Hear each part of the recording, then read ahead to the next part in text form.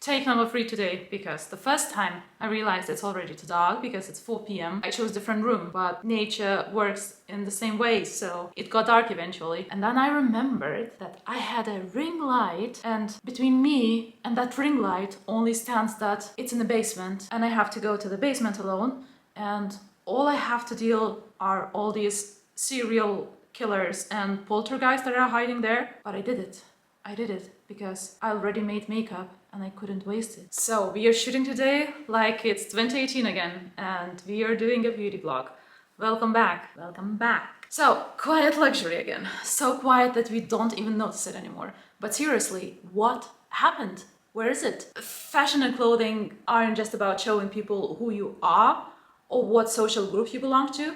They actually help create those social groups in the first place. For example, think about being a teenager in a high school. Certain brands, sneakers, styles aren't just things to wear. They signal who belongs to the popular crowd, who's a skater, who's a theater kid. By choosing what to wear, you aren't just showing which group you actually help to define what it means to be part of that group. Clothes shape the rules, the identity, the boundaries of the social world they are part of, blah, blah, blah, all the boring stuff. And if quiet luxury it's so outdated and we want to understand what's coming next, the classic forecast move would be to look back in the past. Way, way back. In Objects of Desire, Ford explains that in 18th century England, printed cottons were relatively expensive and were worn only by the more affluent middle and upper class women. With the development of the cotton industry in the early 19th century, these printed cottons became cheaper and working class women could afford to buy the new cotton dress material for themselves. Consequently, by 1818, a draper in London could report that these cotton prints were worn principally by servants and the lower classes. In response, the middle and upper classes abandoned printed cotton dress material in favor of plain white dresses, inspired, as it was said, by the wish to imitate the form of classical figures. Sounds familiar, doesn't it? Quiet luxury swooped in right after the era of logomania, when everyone and their dog was wearing Gucci like they're walking billboard. Upper classes have always been desperate to differentiate themselves, and yes, everyone is reading the rules, even if they pretend they're not. Fashion is basically a way of communicating. What you wear shows other people whether you belong to a certain group or not, and it also signals to everyone else who isn't the part of that group. If you've ever been a part of a subculture as a teenager, you know exactly what I'm talking about. Being against the system, whatever that even was, I had no idea what I am against, mattered as much as being recognized by your peers or the people you admire. I remember two impeccably dressed goth girls at a bus stop, and I was walking back and forth in front of them, trying to prove I was one of them, and I guess to impress them. Well, it didn't work. And if I remember correctly, they even were whispering to each other about me, and to this day I feel very irrational dislike towards goth girls. Fashion is a language, and just like with my goth attempt, very unsuccessful, everyone is constantly sending, receiving, and decoding these signals. So logically, after minimalism became a playground for everyone, even Shein, luxury houses should swing maximalist to reclaim this exclusivity, right? Well, but fashion is never that simple. It's more nuanced, and your choices and trends not only depend on aesthetics, they depend on our socio-economical status and state in general. Are you white collar or are you blue collar? Translation, are you executive sitting in the office and arriving to your job by cab, or are you a subway hopping barista who has to be in the gym after his shift? Your wardrobe will be very different, and wealthy class wants the wardrobe to be unrealistic for a barista because this is what differentiates them. The privilege not to deal with discomfort. Non-verbal communication through clothes is still key, but if I went as deep as I would like to, this video would be as long as Nolan's movie. But since I am in the library every day now, all I am pulling for this video is basically from this book, which was written in 1996. I wasn't even going to school at that time. I didn't even know that in 1 year I will get my computer with black and white monitor, and the guy was writing about something that is so relevant to today. It's by Malcolm Barnard and it's called Fashion as Communication. Amazing, incredible book. Somebody is flaunting their wealth, I'm flaunting my books. So anyways, back to quiet luxury. You know what else is in my bingo card? That the battery of the camera will die soon. You will see, I'm telling you. I know myself. Let's talk about Hermes, the grandparent of understated, very elite-focused luxury. The Hermes you see online in a pop culture, like bag and bags, silk scarves, it's very different beast from the runway. Forget about 60,000 bucks bag and craze, that's already so well covered. I have nothing to add. But pret-a-porter is where Hermes quietly flexes. I think beachy, sporty, beige for winter, more beige, maybe 500 shades of brown. Relax with a subtle, if you know vibe. These guys clearly don't worry about money. They are cosplaying the utilitarian life, but they don't really need it. They don't really live it. It's just that they want this aesthetic. Véronique Nichanian, the creative director of menswear, brought back suits to Hermes as if they're inclined to slow down a bit, to give up on this sporty aesthetic that was overtaking, I guess, all the brands possible. Guess what just happened? Good that we already invented how to fix it. So what I was trying to say, that the models still very youthful, and it makes me wonder who under 35 actually wears a suit daily, and who under 35 can even afford Hermes. Men's Hermes was always a bit puzzling to me because it's kind of flirting with younger buyers, because I still cannot see somebody the age of my dad wearing what they're offering, but it's still remaining very aspirational or niche. But changes on the horizon, and Nichanian left after 37 years in Hermes, and Grace Wales Bonner will debut her men's collection in 2027. And here where it gets interesting. Wales Bonner is nothing like the Hermes stereotype of rich yacht kid. She is English Jamaican, not born into wealth, and culturally very sharp. If old Hermes was a yacht, Bonner is a library, intellectual and very deeply thoughtful. She is not that matte and understated.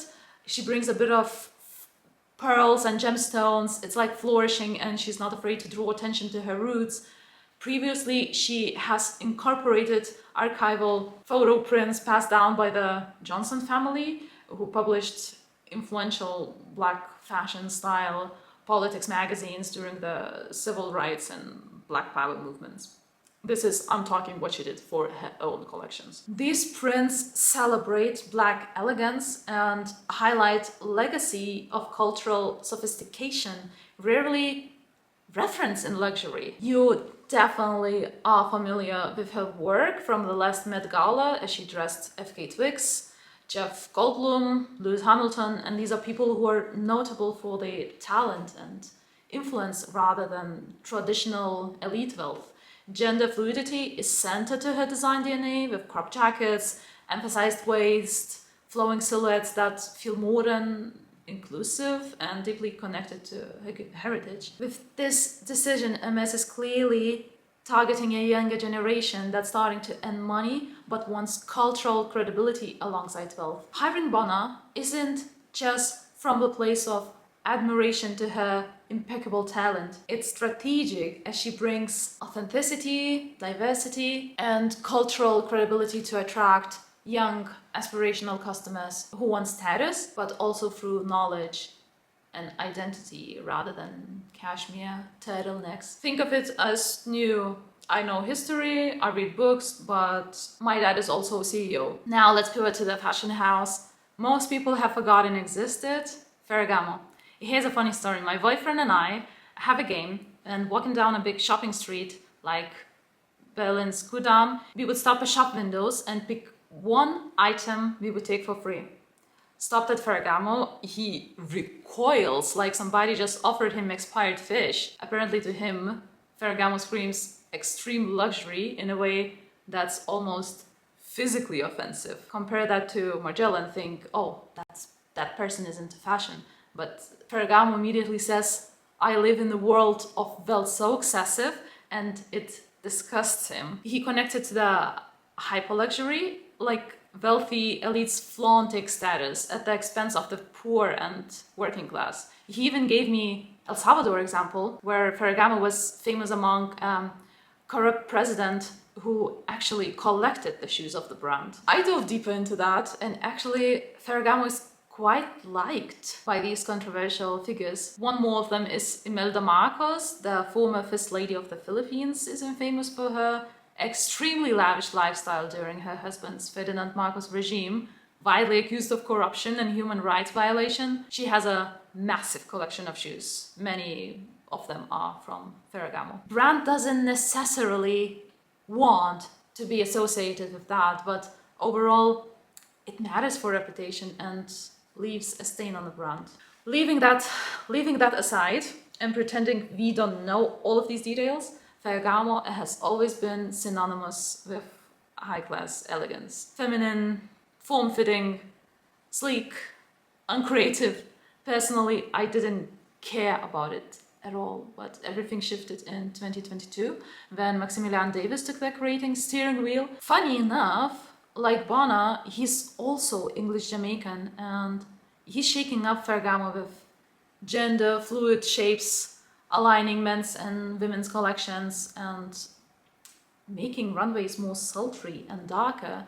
Davis wants Ferragamo to feel relatable, not distant luxury. He digs into the brand's historical Africana connections and the jazz age, Josephine Baker, Zoot Suits, even though it comes later, Harlem Renaissance aesthetics, infusing heritage into the modern luxury framework. These are just two examples, but actually Hermès and Ferragamo show bigger trend. Old money, quiet luxury aesthetic is transforming into something else. Streets are already full with beige, COS and Zara, and luxury has to reinvent itself. We are seeing cross-cultural references, historical nods, intellectual cues, less I have money, therefore I wear cashmere and you will never afford that, and more I understand and appreciate today's internet slang and I have money. Here's one more showstopper.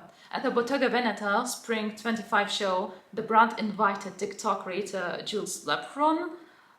I don't know if I'm butchering the name, described by media. Very demure, very mindful. Her attendance wasn't because of her style presence. It was a public gesture saying, hey, we got you Gen Z, we are relatable too. I'm a cool parent. Let's call it for what it is.